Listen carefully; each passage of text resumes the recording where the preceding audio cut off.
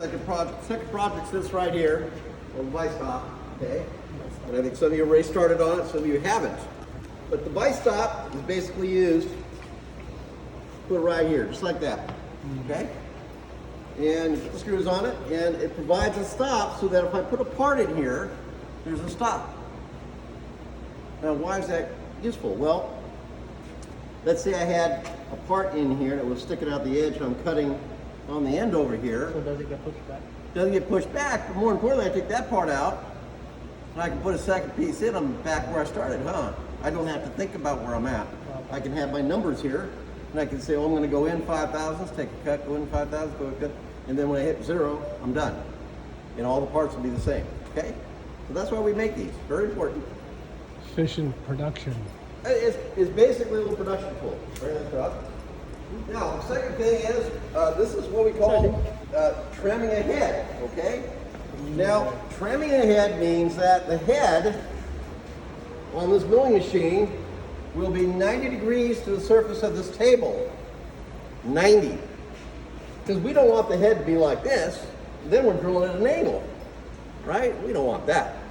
We want it to be perpendicular to the table. The head spindle has got to be perpendicular to the entire surface here. Now, to accomplish this, you have to take off the vise, clean the vise, as this gentleman is doing. The next thing we do is we make sure that we take a stone, fairly large stone, okay, and we just want to kind of hit the top of this. See that? And why is that? Because there's burrs on here sometimes with people banging on it accidentally. We don't want that. Because that'll make, if your vise is on that burr, it'll make it like this or like this or like this. It'll pop it off. So you just simply rub it to the stone. Not hard, not long. And then you make sure you clean the entire table, which this gentleman over here did. Thank you for that. The next thing you'll see is I have a big parallel, okay? And in your books, you might see this demonstration where they put the indicator like this, and they go like that, and they have, I'm going to take this out of gear so I can swing it, okay? Where you have your indicator like this, and they actually hit the table with the indicator. The only problem is when you go ba-ba-boom, ba-ba-ba-boom, ba-ba-ba-boom, going back and forth, it gives this little indicator a heart attack. And we don't want to do that, do we? No. Okay, go here and push that up for me. Okay, keep on going. You got a ways to go. You got a ways to go. Now what we're going to do here is we are going to put this table about in the middle. Go ahead, keep on going, buddy. So that the spindle is about in the center, about in the center, aligned with the center over here. Alrighty. Alrighty, go ahead, stop. Okay. And what we're going to do is we're going to come up and we're just going to touch the indicator and give it about 10 thousandths play, or I should say pressure, okay? And so now I can take it off and I can swing it over here and see where I'm at. Now I was 0 over here. How much am I off over here? You keep again. Oh my God. How much? From 0, how far is it? How many lines? 3. 3 lines. That's a thousandths and a half. Each line is half a thousand. So I'm going to say, I don't know, in at least 12 inches, I'm off a thou and a half. Well, maybe not. I don't know. Let's see.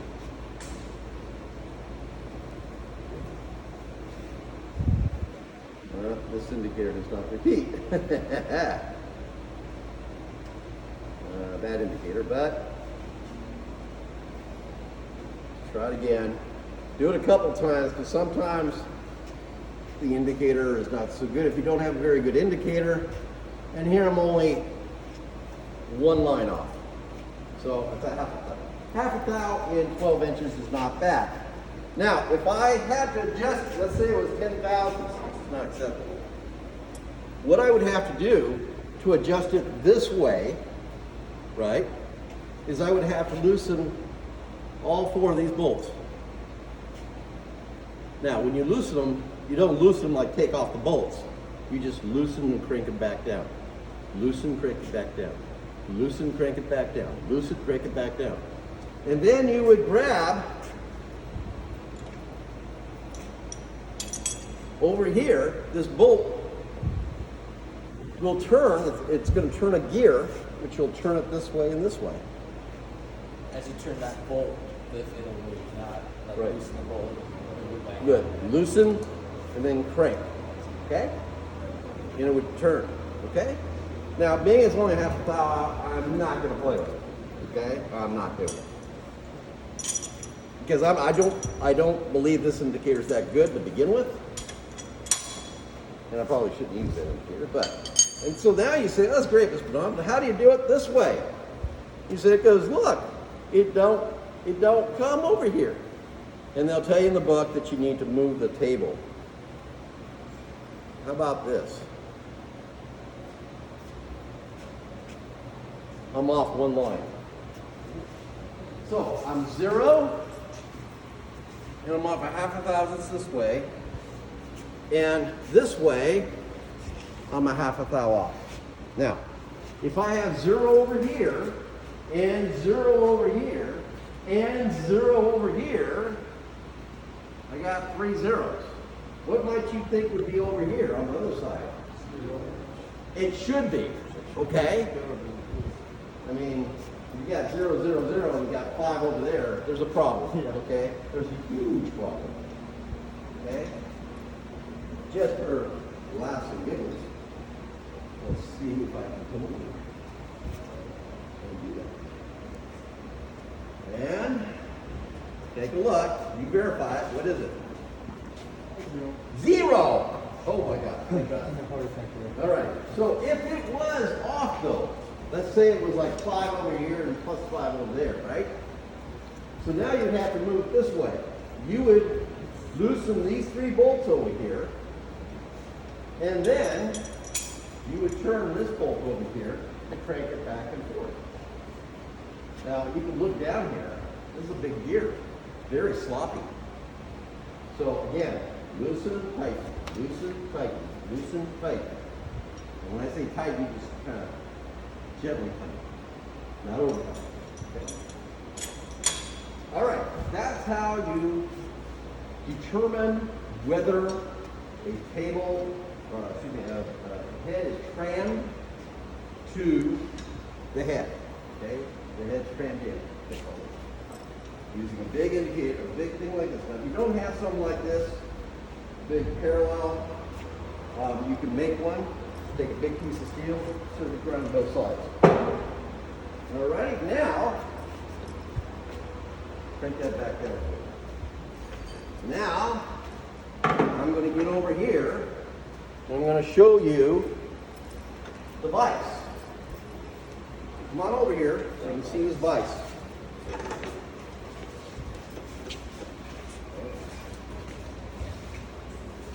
All right, so like I said, this is a mill vise, very precise vise, right? And a vise like this has a lot, it's an $800 vise, or maybe more, $900. It's a big vise, it's very precise, and it's multi-purpose in a way. This is a removable jaw, this is a removable jaw. Just take the screws out, and you'll notice there's holes back here. I could take this jaw and move it over here. And I can take this jaw and I can move it over here. And between the two, I can hold a piece that long. Pretty cool, huh? Nice. In addition, I could take these jaws off and I could replace them with what they call a soft jaw. That could be a jaw that's made out of mild steel or aluminum, or even brass if you can afford it. You put it in, you align it, and just to make sure, like you're going to do in CNC, you're going to take a cut with an end mill. And now you know it's perfect, right?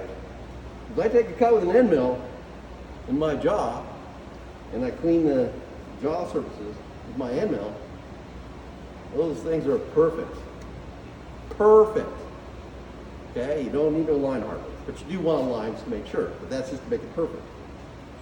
Now, in addition to making sure that this is nice and clean, we're going to put this back in.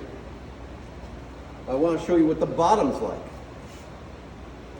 because a lot of people don't know this. Some people do, some people don't. So again, be careful with a vise like this. It's super heavy. Okay, you can always slide it. Don't try to, I'm just going to move it up like this. I'm going to show you the bottom. Okay. Now you're going to see the bottom is all machined. It's all nice. And you're going to notice some slots over here. See those? Those are for dogs. Dogs. Now, I don't have one to show you because, to tell you the truth, I'm not sure what they did with them before I came here. Okay? But I can tell you they removed them. And in most school shops, and even some companies, they remove them. Why? You put the dogs here, and it's just a piece of square steel, and it goes in here, very precise, right here. And you put them in with a screw, okay, pull that piece of steel out. And that piece of steel is the exact width of this. And that's 5/8, 625. So now when I slide that in there, it goes in, it's automatically aligned. Okay? And people say, oh, I don't need to align it. False. If there's dirt behind here, you'll be off maybe 1, 2, 3, 4 thousandths. Because you know with the chips in here, you know, oh, it's in behind here. It helps you align it. Okay? You'll notice that it goes this way too, because the vise could be put in this way. And now you can align it that way. Okay? Very important. Very, very important. And you always want to make sure that if you never, first time you're in a shop, or, maybe you don't know if the vise is aligned, or you're having problems aligning it, or there's issues, or it's brand new, or whatever, you always want to take a good look at these vises and clean them. Okay? And the reason is that sometimes people drop vises like this on the floor. This is a casting. What do you think might happen? Crack. Crack. Hairline crack. Right? But it's not readily noticeable on the top. And then you're like, I don't know why, but I tighten the vise up and it seems to expand automatically. Yeah, because it's cracked. Okay? You got to be careful. Okay? So, and people do that, and they'll sell you a vise and, oh, it's cracked. Oh, okay. It still work as a boat anchor. That'll work. But that's about it. Alrighty. So make sure it's always nice and clean. The chips are out of here. Alrighty. Your T-slot bolts should be cleaned as well. Shouldn't be filthy, because these, well, you gotta, this isn't the dark ages, man. We don't, -1. when I got in this trade in the 70s, I would go into shops, I swear, one of the first shops I ever worked at, and I don't know if did I tell you guys this story? One of the first shops I worked at. Came in, there was a shop 3 times this size in square footage. 3 times. Packed equipment in there. 3 people in there, including myself. He says, oh, shit. So I started working and I seen the shop. It was dingy, back door, big old honking press. as tall as this room, pumpkin down, come on, pump. You know, it's like the old movies, you know. And guy says, I want you to build this die for me. And I said, okay, no problem. So get to know this guy. He's kind of an inventor, German guy. Mr. Reich. Very nice man, a little crazy. Very nice man. Had a son who was completely crazy. No, I mean, you know. So, anyway, nice kids, you know. But I go walking around, see something, I find a boat in the middle of the shop. A boat! A Chris Craft, 1967. I'm looking at this thing, I'm like, that's a brand new boat. I said, hey Don, is that your boat in there? He says, yeah, I bought it in 1967. I moved to the shop. And I'm looking and it's got machines all around it. I said, how do you take it out to go, you know, boating? Oh, I haven't yet. I said, well, why do you have it in the shop? He goes, well, I have it in the shop so nobody steals it. I looked at him, I went, yeah, I don't think anybody's going to steal it. You know? So, yeah, a little whacked out, I think. I said, why'd you buy the boat then? You're never going to use it. He goes, oh, one day I will. I said, you tell me, buddy, when you're going to do that. Because it's going to take a long time to get all that equipment out and enough room to get it in. Right. Now, when you go to put the vise back on, again, you always want to grab it firmly. And if you really don't know, okay, there's ways you can do this. One of the ways, and way back in the day, I had a big vise, you know, 3 times this size. And I said, you guys got a pallet jack thing? And, you know, not bad, there's 4 men here. I'm like, yeah, you're men with hernias, okay? So, lower that down just a little bit for me. Okay, this is called the Taylor principle. Keep on going. The Taylor principle was invented by a guy named Taylor who worked for Ford. And Taylor said, you know what? I noticed that you guys making cars back in the 1900s, there's one guy over here, and he's picking it up over here, and another guy over here, he's putting it down here, and another guy over here, and he's going like this. And he kind of looked at all the body motion, and he said, you know, I think I can save you time. So he made all the tables the same level. And they just slid the work down the assembly line. Genius. And they thought, yeah, eureka, we found it. Oh my, oh no. So I'm not going to lift it, I'm going to slide it. Brilliant. Yeah, well, you're doing the work. That's not me. All righty, that's enough. See how that works?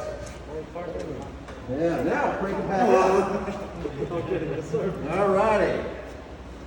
But you see, even though he's cranking, it's still not as much work as actually lifting it. Because he's not going to get a hernia doing this. He may be tired, but he's not going to get hurt. If you lift that, I will guarantee you, and I've seen it, guys get, oh, I feel like something's wrong in here. Like, yeah, you gave yourself a hernia. And that's why you don't feel so good. I don't feel so good. No, you don't feel so good. All right, that's good enough. All righty. Now we go ahead, we do this.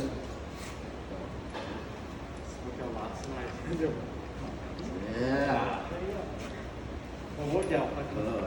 Just my muscle rest yet. Yeah. Well, you guys are young. You'll recoup. Listen, I'm glad you didn't wear it too before. Yeah. It's much worse. All right, so we just want to put these on by hand. Okay, we're going to line the vise now. Okay? Now,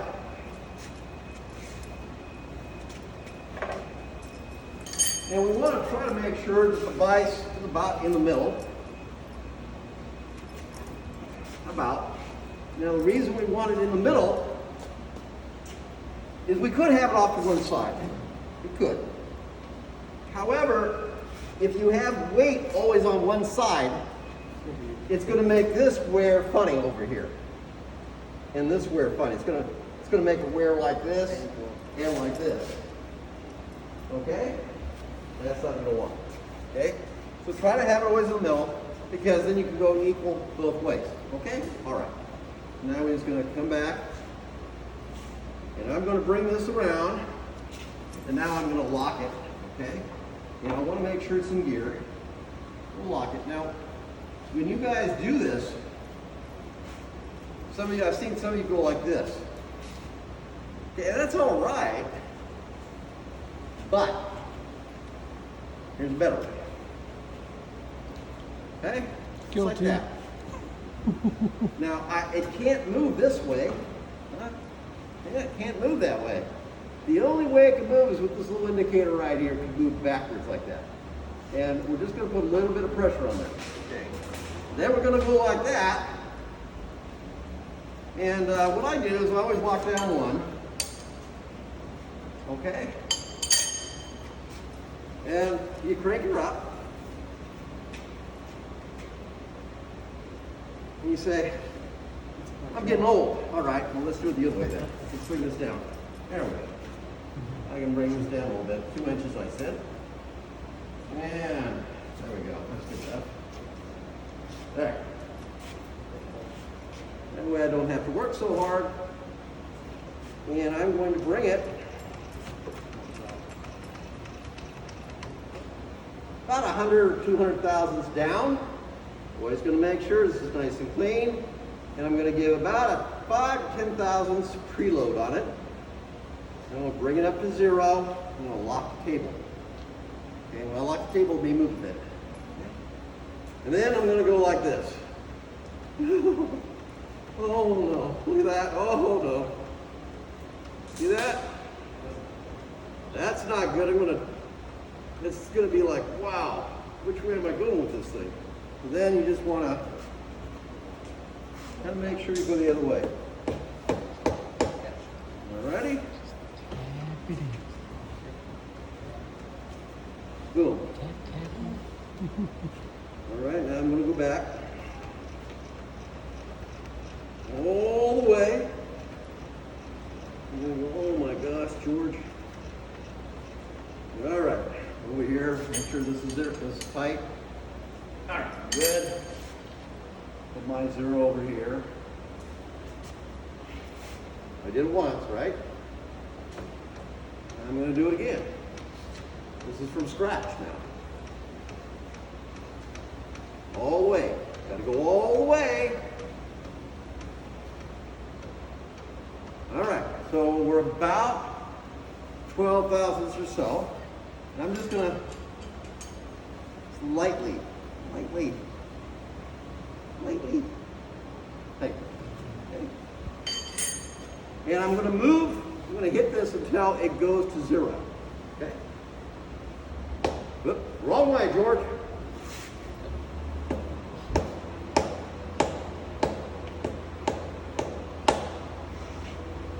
Now,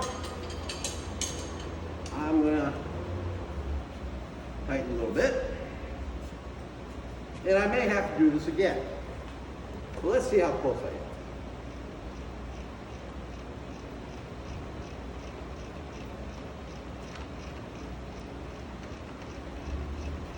am. All right, I'm going to bring it all the way off. Make sure I got enough preload. Is what I'm doing.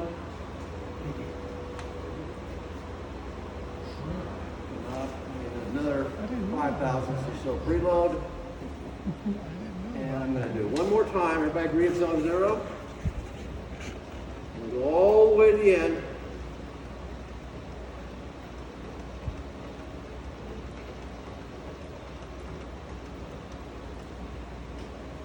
I'm 2 thousandths off now. Okay, 2. Before I was 2 turns. Now 2 thousandths. Almost good enough. Not quite. Loosen this back up, tighten it up. And then again, hit just a little bit. Tighten it up.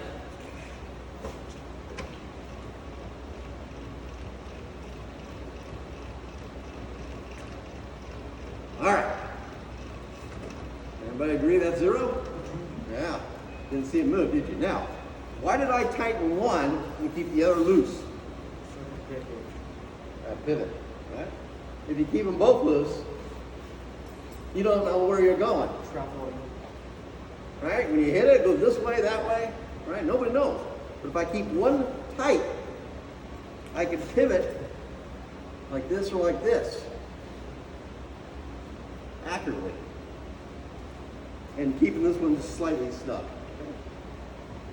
And so now, you just got to make sure that's tight.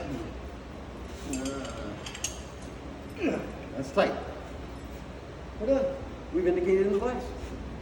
We've trimmed the head. We've checked the trim. We've indicated in the vise. So now this is in alignment with this. And because the way the mill is, the cross slide is perfectly 90 degrees to this. And this is now perfectly 90 degrees to the pig. So now that's a good head. Okay? You say, well, why in the world would anybody, George, do anything like move the head over like 5 degrees or 10 degrees? And there's reasons. One would be to cut an angle. Okay, and you can do that. And we can use a sine bar to do that. We could actually set up a sine bar. Hang on, let me show you one bar. Cut. Sine bar. Action. You go, holy macaroni, what's this all about? A sine bar. And what you're going to notice about a sine bar is that from the roller to the roller is exactly the dimension. Most sine bars are 5 inches in length. This one is 10 inches in length.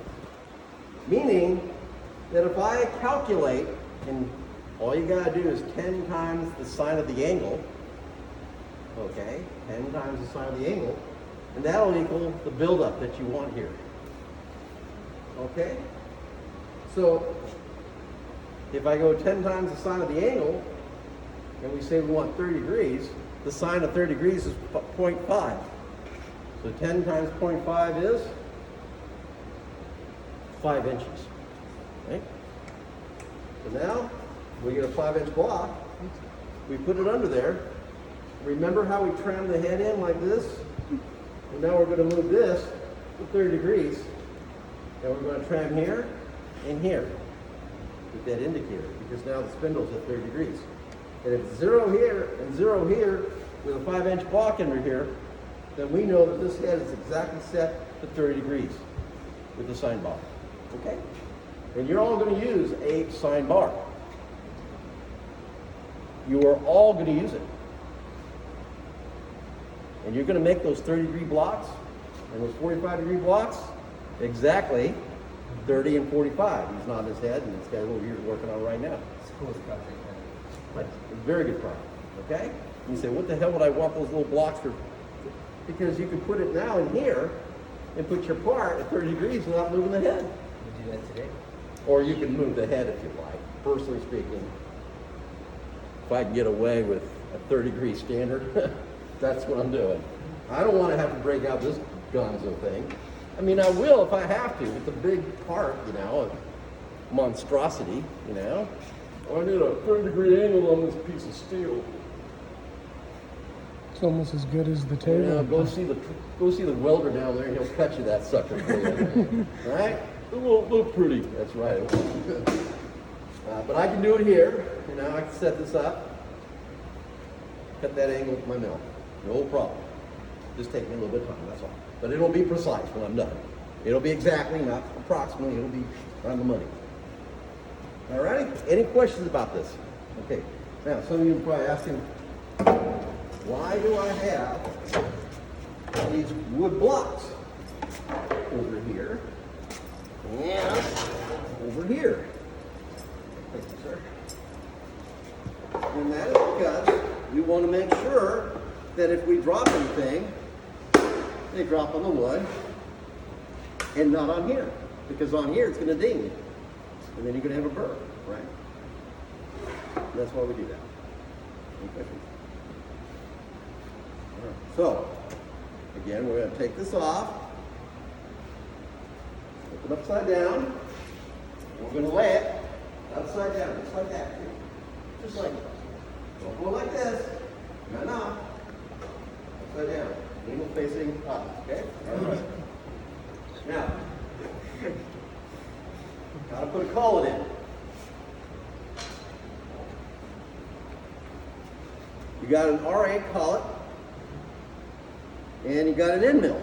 Now, end mills can be 2 flute or 4 flute. 2 flute is typically what we use for aluminum and soft material. However, in this shop, because we have 4 flute, we got 2 flute, and we cut aluminum and we cut steel. We go ahead and just use the 2 flute a lot of times for normal soft steel, okay, and it works just fine. Works just fine. Now, the end mill has to be put in. I want you to notice where the end of the flute is, where the edge is. See that? See that?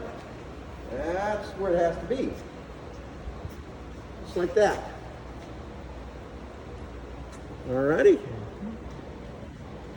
Yeah, just like that. We do not want it like that. We do not want it like that. We do not want it like that. This is a no-go. This is a no-go. This is a no-go. So is this. That's a real no-go. That's a real no-go. Okay? You are tightening on the flutes. Okay? So what's going to happen is when this thing starts to turn, it's going to start to cut. And then pretty soon it comes out, and you go, whoa, why did it come out? Well, because you cut the collet, man. The other thing people do is they do this. And then they wonder why it doesn't cut. Because you're cutting the collet. And the collet can't hold but on 2 tiny little flutes. And eventually, it's like holding a knife, right? Try to hold a knife with 50 pounds under it. It's just going to slide right underneath your hand and cut, right? Same thing here. It's just going to slide right out. So we got to make sure it's right. The other thing is, you got to make sure the spindle up in here is clean, okay? Now I want you to feel in here, there's a keyway. I want everybody to feel this keyway. I want everybody to look at the key here. And just put your finger in here and feel it. Everybody, go ahead. Yeah, to the little, All right? the Everybody. bump on one side. You can feel the other one too as well, or that one over here. They all got about the same. Summertime. Ain't no fun at home. This is like a touch. I feel right here, man. Wiggle right out. All right, everybody feel that keyway? There's a reason that keyway's in there. And there's some schools of thought that say you really don't need a key in there. Well, because this R8 collet will actually provide enough force to grip it, okay? And that's true for most light-duty stuff. That's true. However, if you're doing any heavy-duty cutting, you got to have a keyway to stop this from slipping inside the collet or in the spindle. If this starts to spin in the spindle, I got news for you. You're going to have issues. Okay. The next thing we do is we say, oh,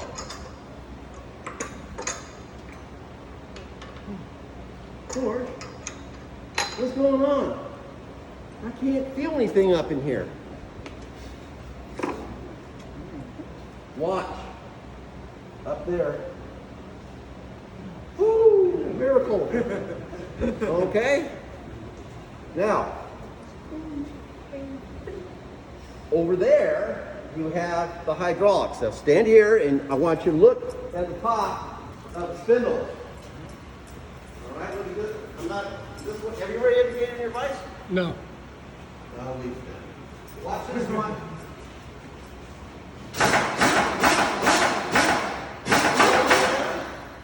It only goes down about yay much. If you have this down over here, it's not going to be able to go down and hit the bottom. So your drawbar's here, right? It's supposed to be here, but your drawbar's down here. It's going doo doo doo. See, Miss Bernard, it's not working. Stick it in there. It's just like gang, gang, gang, gang. And people do it like 100 times, like it's going to change. it doesn't do it the first or second time, you're done. Okay, you're done. Stop. Something's wrong. All right, so make sure that this is all the way up. Put your collet in, and you turn until it goes in, and then you can put your cutter in there.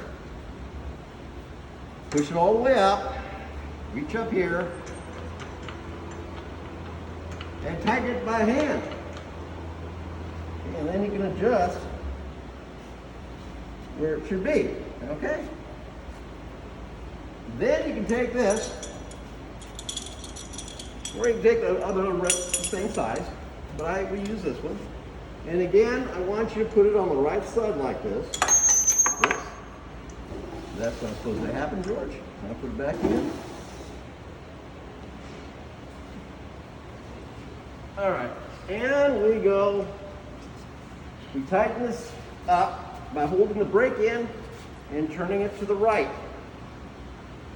Push it back by letting go of the brake. Tighten, okay? I want everybody to come up here, hold the brake, and just go like this. See how tight it is. Everybody, go for it.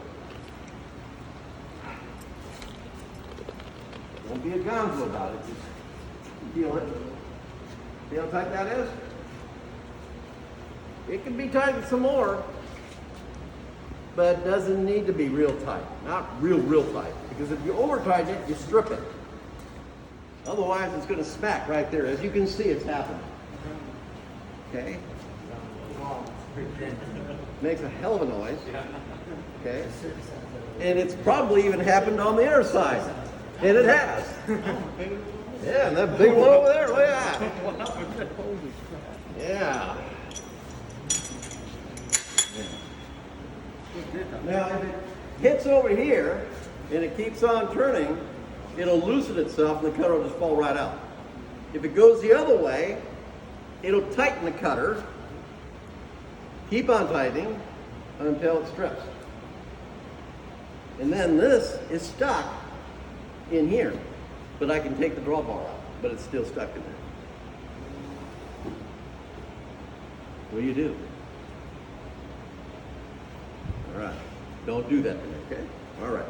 Now, you do your work, you do your cutting, blah, blah, blah. At the end of the day, you say, oh,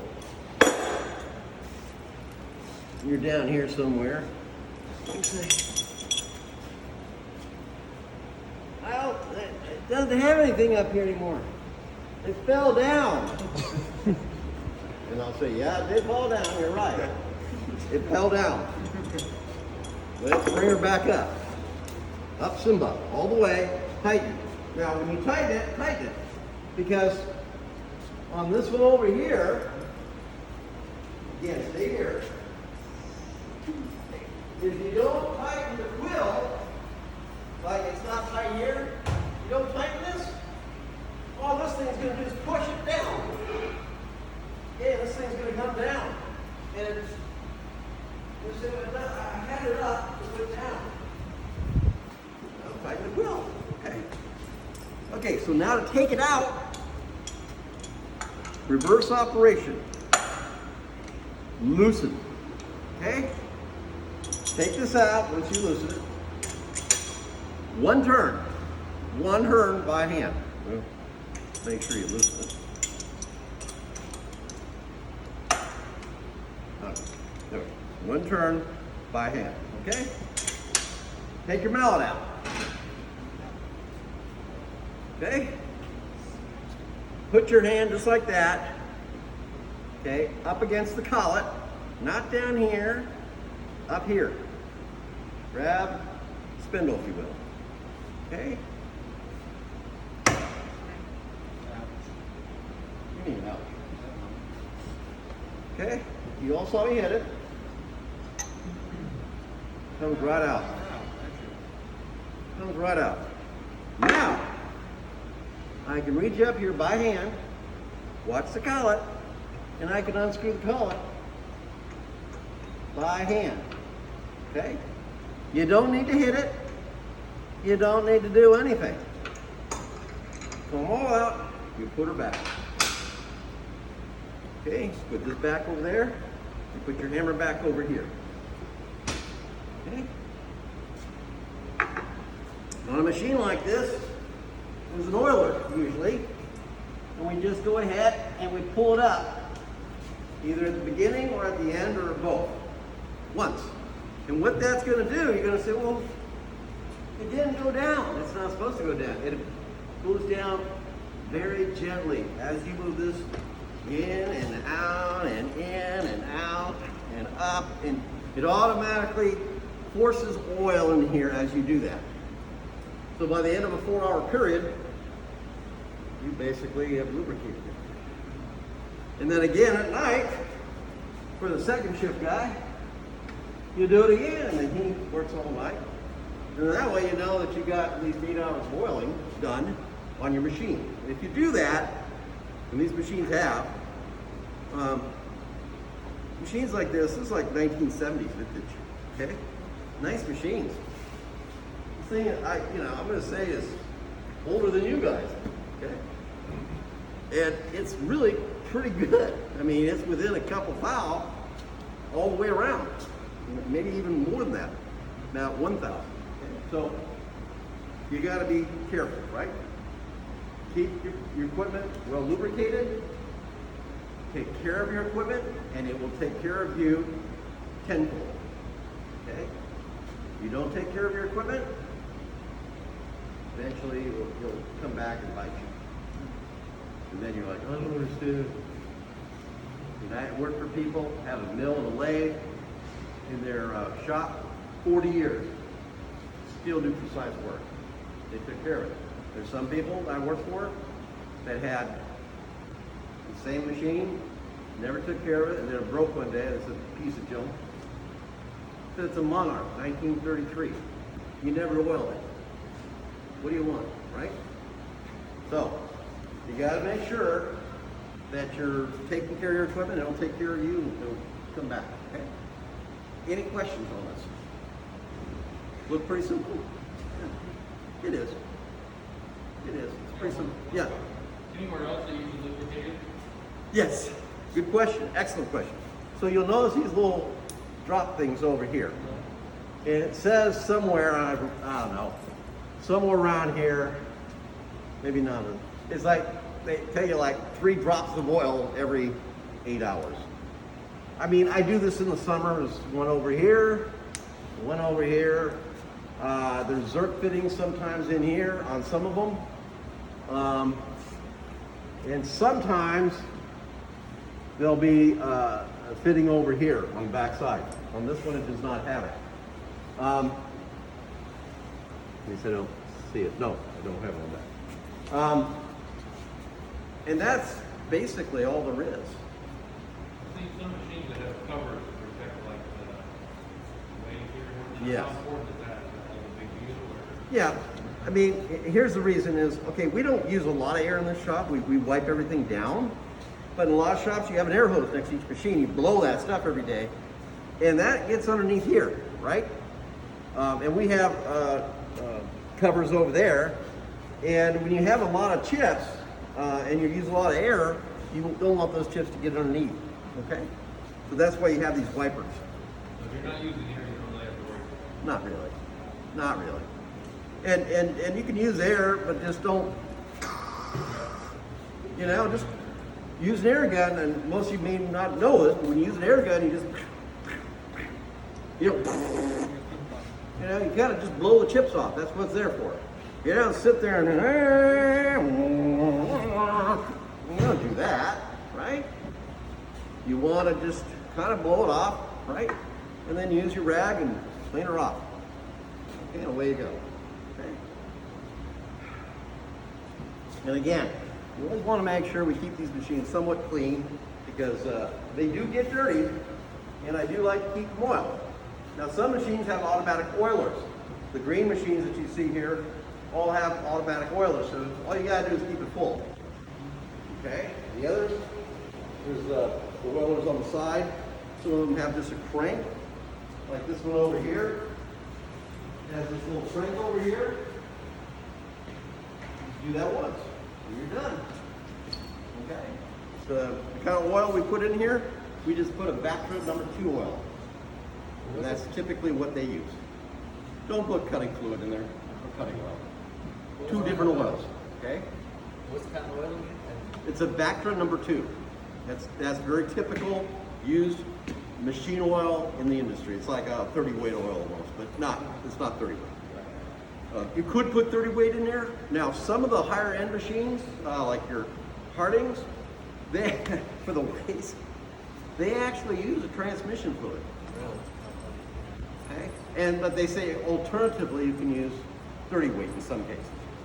But I always found that very interesting that, here I am in this business for like 40 years, and I was somewhere and some guy goes, George, we got to figure out what the right oil is. We got to buy it for all the machines. And I'm thinking, all machines. I'm pretty sure all of them are going to be Vactra. So I went and checked some of the specs and some of the Hardings we had. Wait a minute, these don't have Vactra. Transmission fluid. Oh, man. Yeah, and it was kind of interesting. But in the years before, everybody put Vactra in there, and it worked fine. But I started putting transmission fluid in there because that's what the manufacturer recommended. So. A lot of the stuff you can float a little bit, with the oils. As long as it's the same viscosity, whether it's a Mobil or a Chevron, it's sometimes about the same stuff. Right. You don't, it's going to be a Texaco. Maybe not. They don't make that anymore. So what's this? Oh, you can use Valvoline, or something like that, or some kind of a type. It's like, just make sure it's the same viscosity. It'll be fine. Same with Grizzly. All right, so I think that's enough of that. Indicate in your mill. You're going to put your part in. Go over this real quick. Get your parallels once you've done that. And you can put your part in. Where's your part at? Here. Good. That's your part. This is your part, yes. Oh. All right, so this is already kind of done, but all right. So you're going to put your part in. You're going to make sure it's deburred. You put it in. You tap it down with the hammer when this is nice and tight, and then you're going to come along and mill with a cutter, all right? Along like this. Okay? And then you're going to take it out. After you clean this side up, take it out, flip around, make sure you deburr it. Again, tighten it up, hit it with a hammer down to locate it. And you're going to mill it until it's exactly 1 inch 3. We said 1 inch 310, but you can be 1 inch 315. Okay? That side. Okay, on the back side, you're right. Okay? Then you're going to put it like this, and all you gotta do is put it like that. And you start out with 1 inch. It's got to be 975, I think, or 970. And you're just gonna just 25 thousandths. That's it. Skim it on one side, and make sure it's about 975. Okay.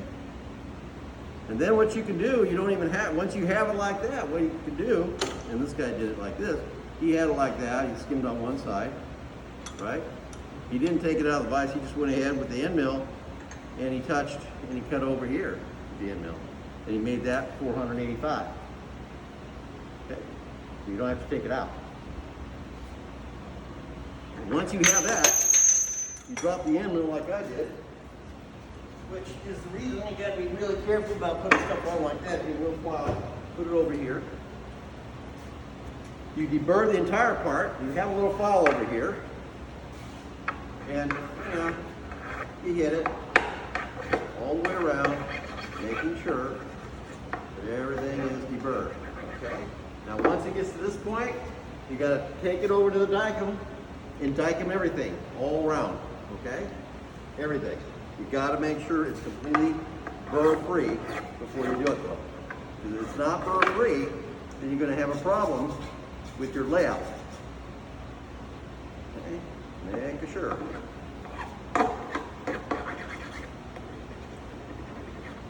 All right. And And then you take it over there and you lay it out. And we'll have that as another demo, okay? Once you're there. But first thing, get it squared up, because now it's square and it's the size. And then we'll diagram it, okay? That's your first step when you get on the middle. Everybody understand? Okay.